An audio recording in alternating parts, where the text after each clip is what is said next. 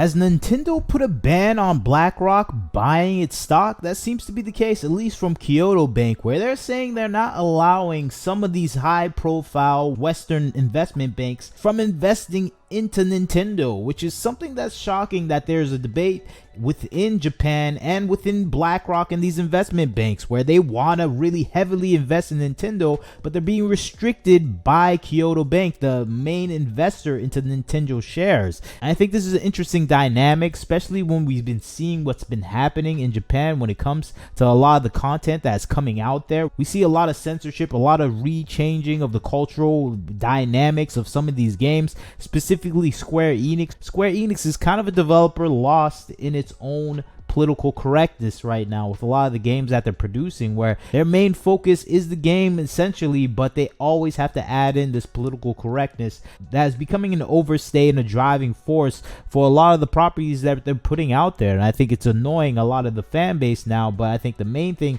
that is annoying the fan base when it comes to these developers is that they're putting a backseat to the main gameplay and story mechanics in favor of these topics. And I think this is the thing people are annoyed about when it comes to the development of games now within Japan, where we have all these developers that are trying to placate this political progressive agenda to the detriment of the gameplay and the story itself. And I think that's the thing people didn't want to see happen with Nintendo. We always hoped Nintendo would steer clear of all the censorship, all the changes, all the DEI programs, everything that's oriented towards a political progressive outlook, rather than making good gameplay and good games that people can play for a long time. That was the thing that people loved about Nintendo, and that's why Nintendo still thrives today, where all the creativity is at the focus for Nintendo, and it's not distracted by the influences of Western society and their modern day political progressiveness. And I think this is a situation that we're seeing with Nintendo nowadays, where it's allowed to be who it is, and it's allowed to promote the people that have those standards within the company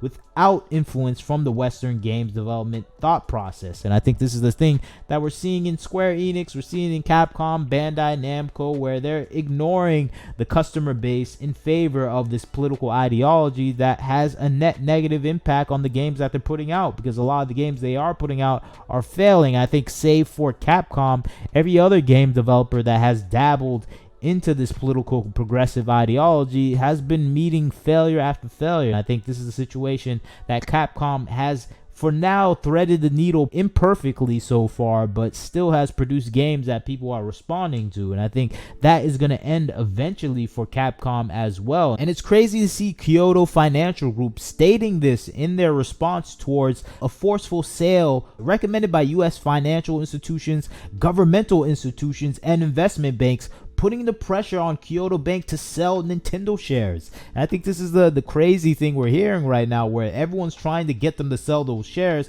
and include Western input into their Nintendo gaming market. And it's just weird to hear that, but there's a lot of influence trying to push them into doing that. And they're saying flatly, no, we're not going to do that. We feel that is an improper thing to do. We have 1 trillion yen in unrealized gains that we don't care about. We're going to hold on to these shares, and we're going to wait for the proper investor to actually come, and we're going to select them based on their conservative outlook on Nintendo. And I think that is something we never hear from investors that hold these properties in their hands. They're not looking for a conservative buyer. They're looking for someone that was just willing to buy, and they're giving up their influence on these companies. But the CEO of Kyoto Financial Group is saying, no, we're waiting for conservative investors that are more in line with our personal moral standards. And that it even suggested the countries they're looking towards. They're looking towards Arab, Saudi Arabian countries to invest in Nintendo rather than Western developed nations. And I think this shows that when all these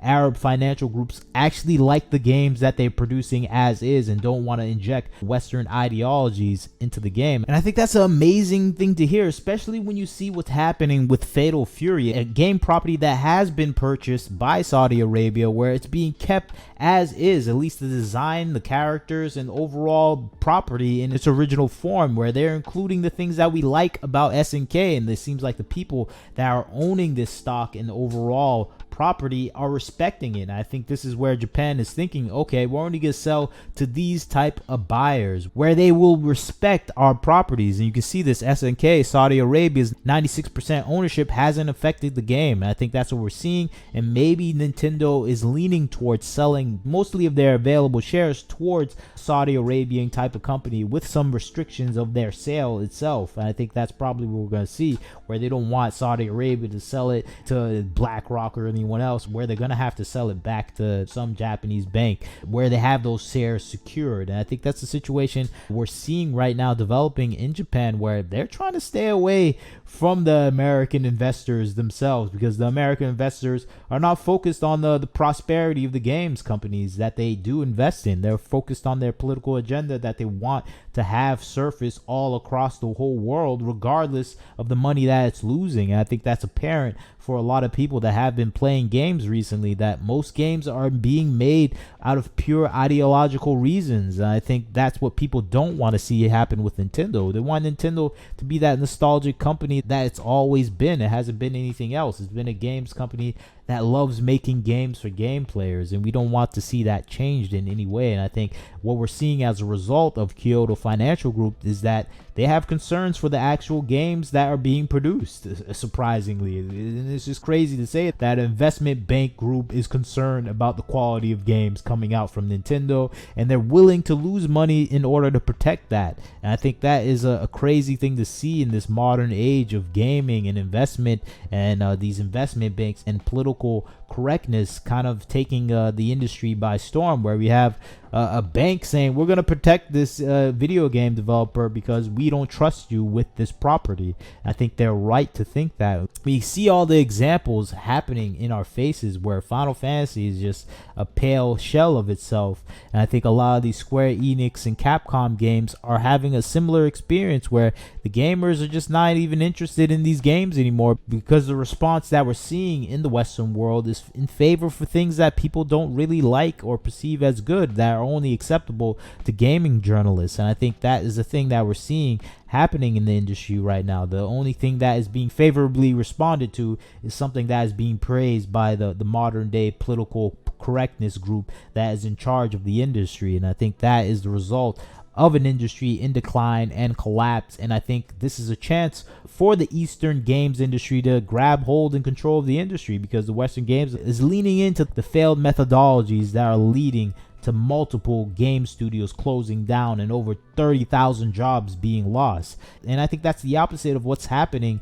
in the Eastern games development sphere. They're making money, and it just shows that it's not about the economy. It's about what you're making in that industry. And it seems like the Western games development sphere is making terrible games, and it looks like Nintendo noticed that, and they're sticking to their guns, where they're only going to sell to people that want to uphold the standard that they have for Nintendo. And I'm happy to hear that. Hopefully this actually works out. It seems like they already have a focus on a buyer with some restrictions on their sales, so it's probably going to go to Saudi Arabia. It's probably the same person that bought SNK. He's probably going to buy into Nintendo, and we won't have to worry about too much woke stuff actually appearing in Nintendo. So this is something I'm glad is happening, and it's kind of strange to see a bank defend a gaming industry or a stock itself in this way, where they're just concerned about quality. I think it's amazing. But you tell me what you think about the situation. I'd like to hear your thoughts. Kyoto Bank protecting Nintendo from the foreign invaders of Blackrock. That is an amazing thing, and hopefully it continues. You leave a comment, like, comment, share, subscribe. This is Wagner Knows Why. Catch you next time.